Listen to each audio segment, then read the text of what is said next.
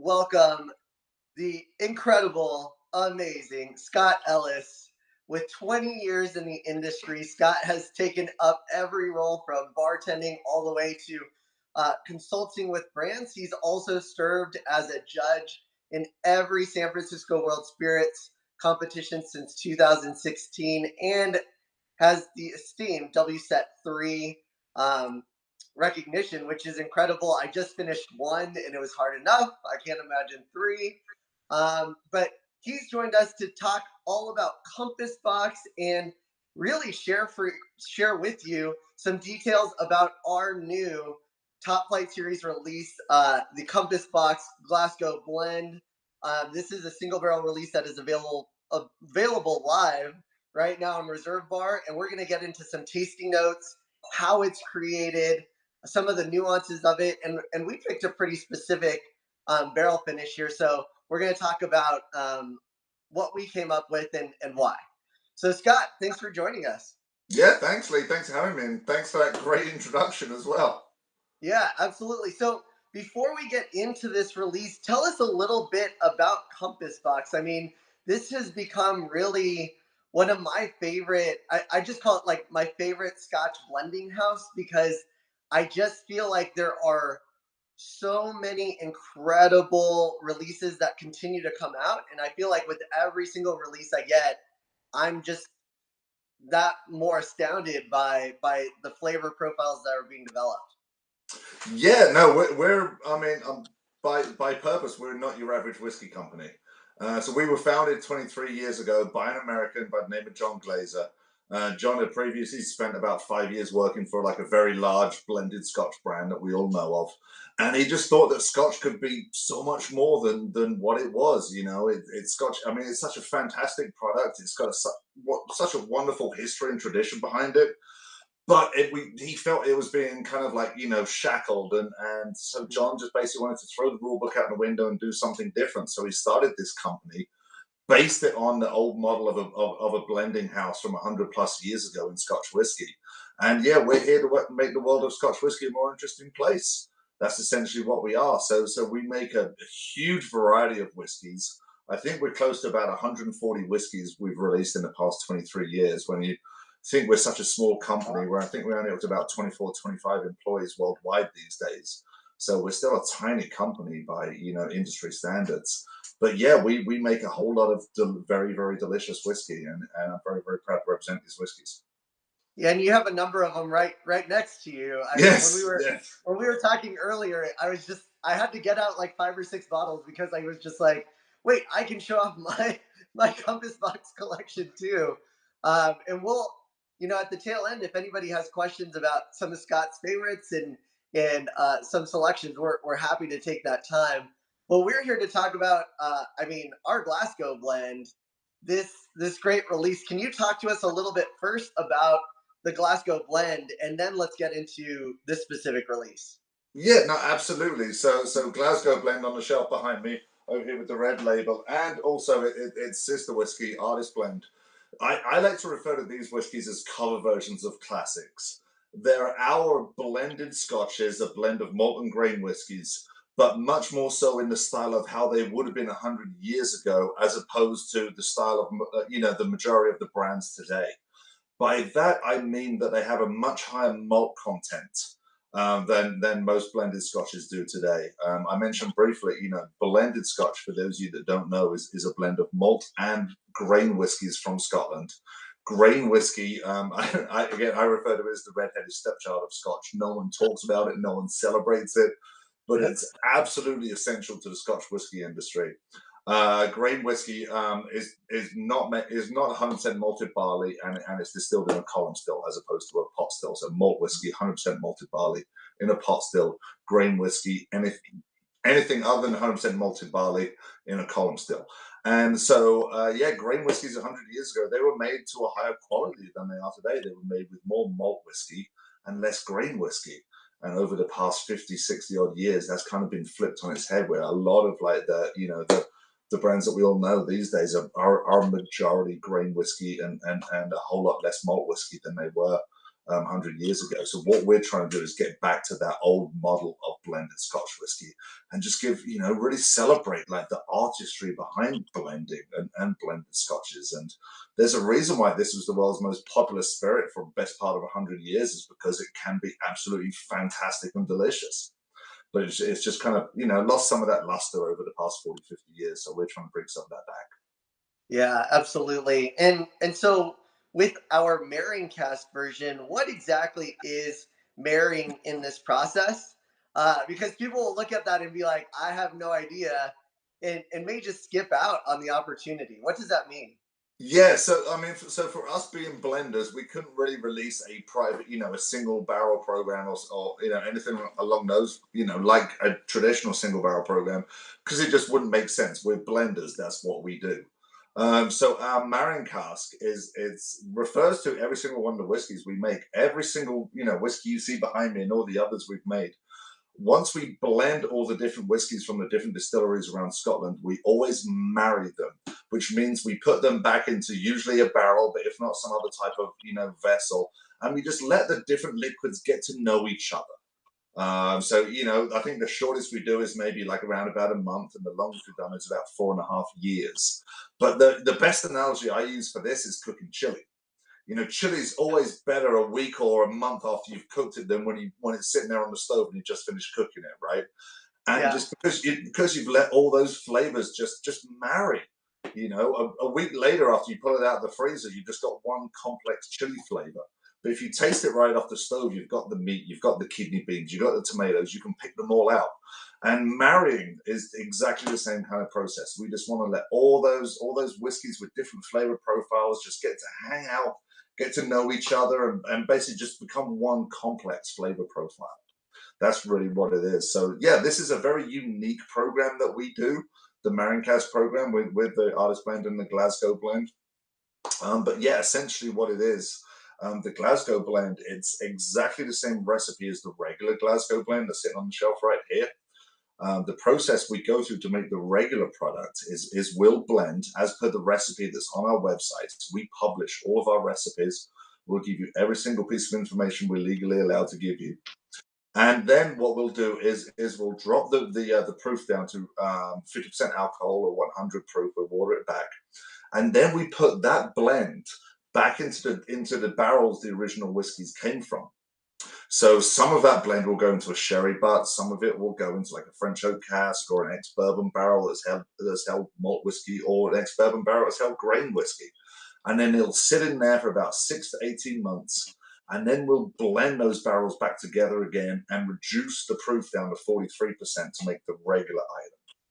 What we're talking about and tasting today is one of those marrying casks. So it's a higher proof item. It's exactly the same recipe of whiskeys as the regular item, but it's just been finished in one of those barrels rather than a blend of all those different barrels.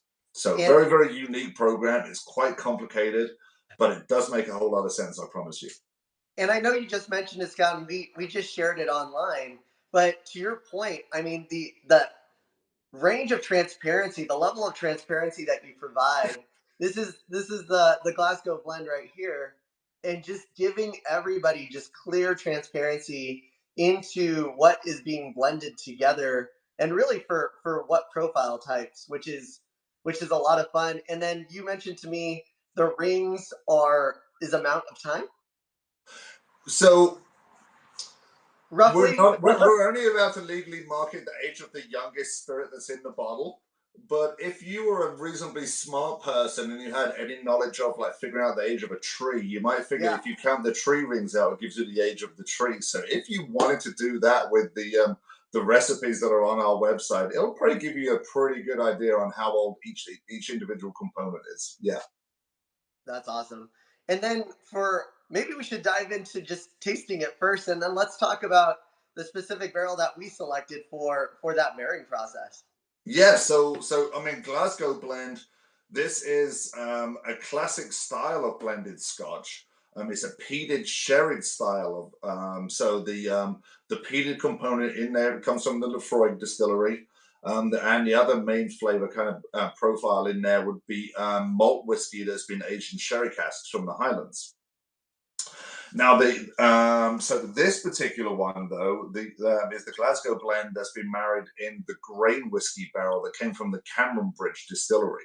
Now, this is an ex-bourbon barrel. I believe we got it from Buffalo Trace, and then it had been shipped over to Scotland, and it had been used to age grain whiskey, which is we've then put into this, into this blend.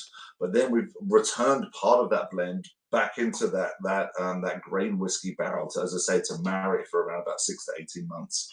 And then we've just bottled that single for you guys over there at ReserveBar.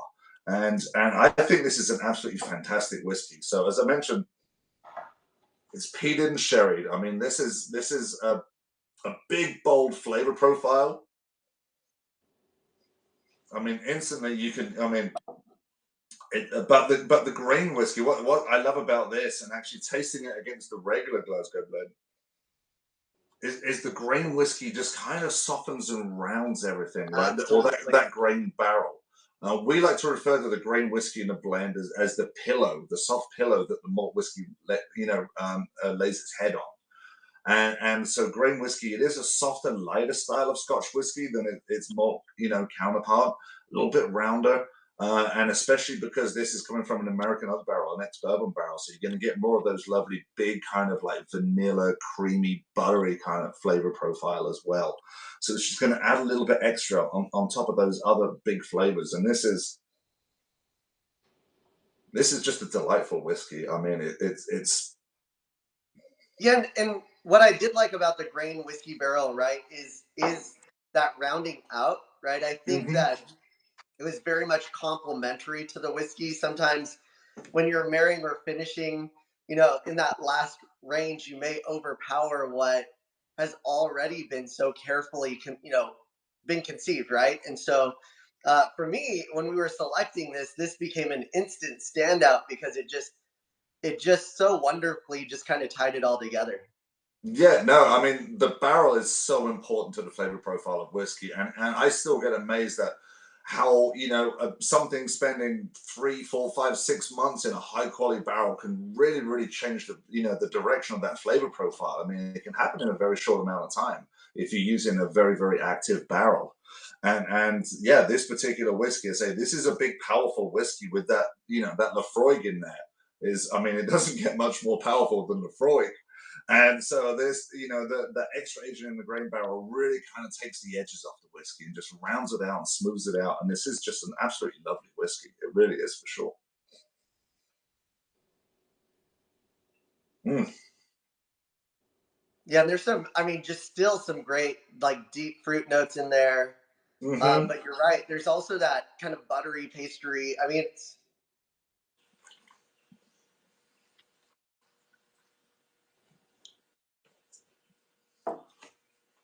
man. I do Yeah, like that. And good choice, by the way. thank you. I mean, Yes. I'll tell you, you didn't make it easy for us, right? I mean, every selection in this bunch was tough for us, and just so everybody knows, this is really our first foray into Scotch through our single barrel program, through our Topflight series program, and really we wanted. I mean, we've been lovers of this brand. I've loved this brand for quite a while now, and so for me, like having the opportunity was such one that I jumped at quickly, because to be able to be a part of that process was a lot of fun. But it was quite a challenge to open up our samples and try to get to just one. Yeah, yeah. Our job isn't to make it easy for you. Yeah. Well, I mean, hopefully you don't, right? That means that we had to turn down some just as great barrels to find the one that we truly thought would be sought after, and one that people could widely enjoy. Yeah, no, I agree with you. I mean, I've tasted, we've done this program a few years now, and it's always fascinating to just try exactly the same recipe of whiskeys, but they've just been sitting in different, barrel types for 6 to 18 months, and how much that does change the whiskey. It still fascinates me. It really does. Yeah, absolutely. And so, I mean, for comparative purposes, I mean, as we look to the artist blend, like as as siblings, really, like where do these kind of come together? How do you compare them? What what are those opportunities for kind of exploring, new flavors? Yeah, I mean, so artist blend is certainly not is unpeated. Yes. It's more about fruit and creamy flavor profiles in there. It's got a lovely richness. I always get like a lovely baked apple pie kind of flavor profile from that whiskey. So artist blend is definitely, for me, I prefer it in highballs and penicillins. I actually made a rusty nail with it last night Oh, at cool. home. Which, if anyone at home has not had a rusty nail in 20 odd years, forget how they used to make it. Now do three parts whiskey and 1 part drambuie and just serve it on a rock, and it's such a fantastic cocktail. It's essentially a Scotch old fashioned, is what it is, but it needs to make a comeback.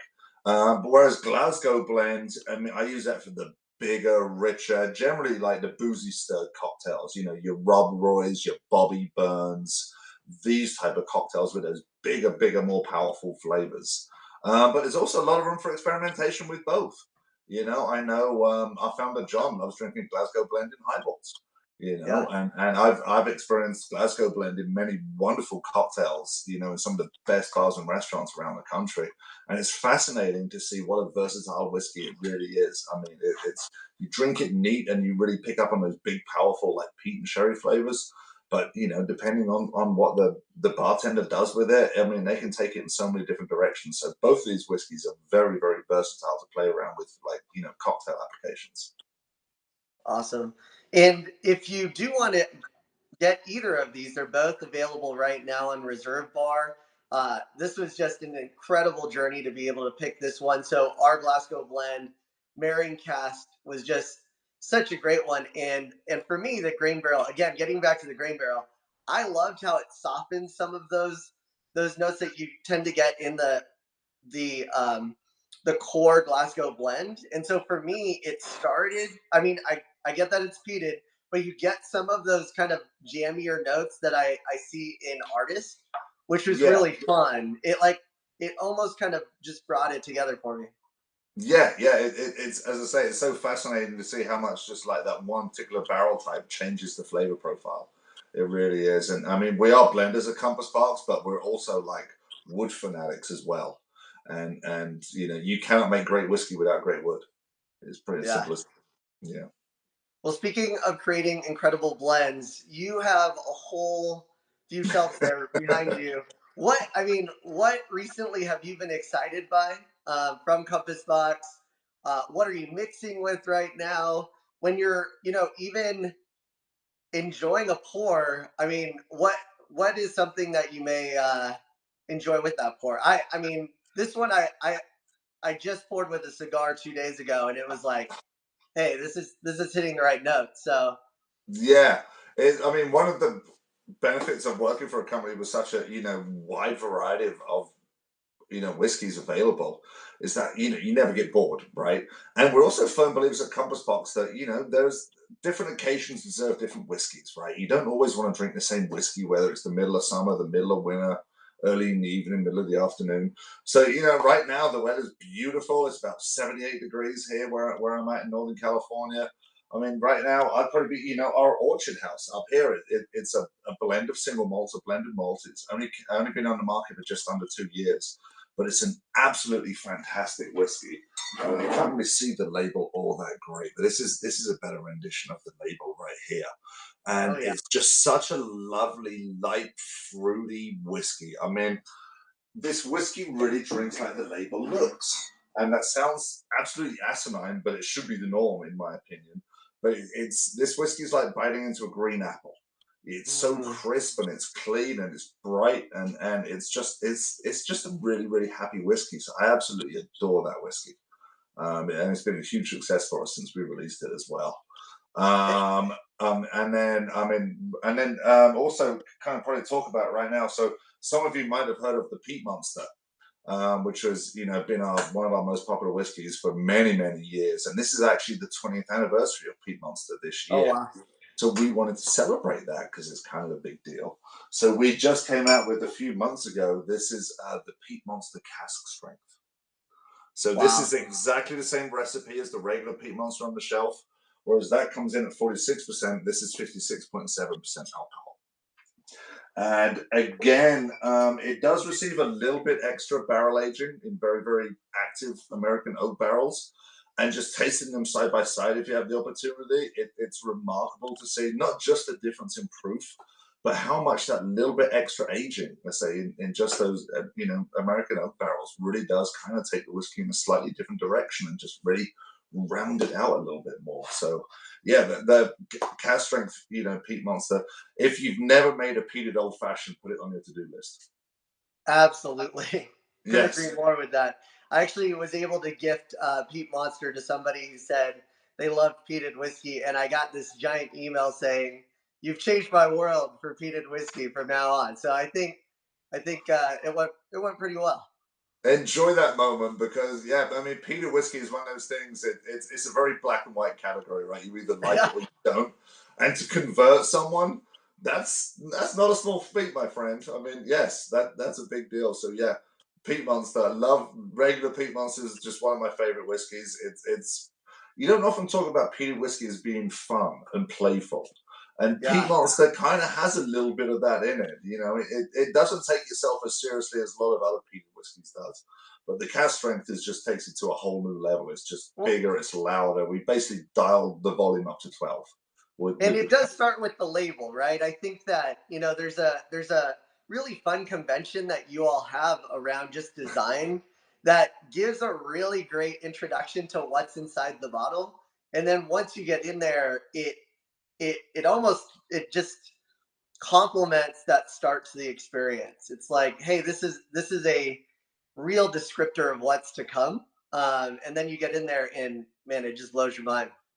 Yeah, I mean, there's a reason for our labels. We don't do it just because we think they look cool.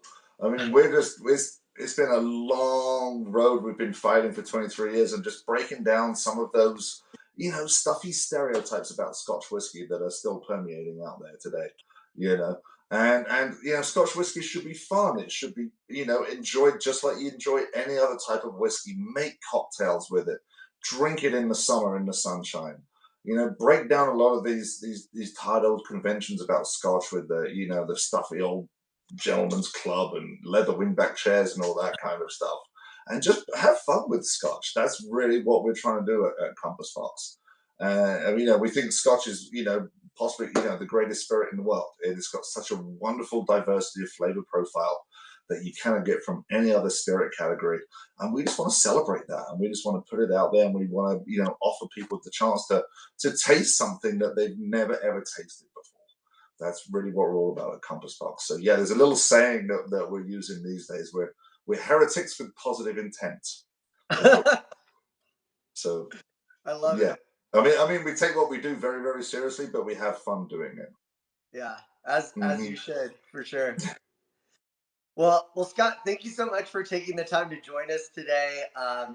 Everyone watching, you can look at a full range of Compass Box offerings on Reserve Bar. You just have to search for Compass Box, and if you can, come and check out our Glasgow Blend Marrying Cask release. It's available right now.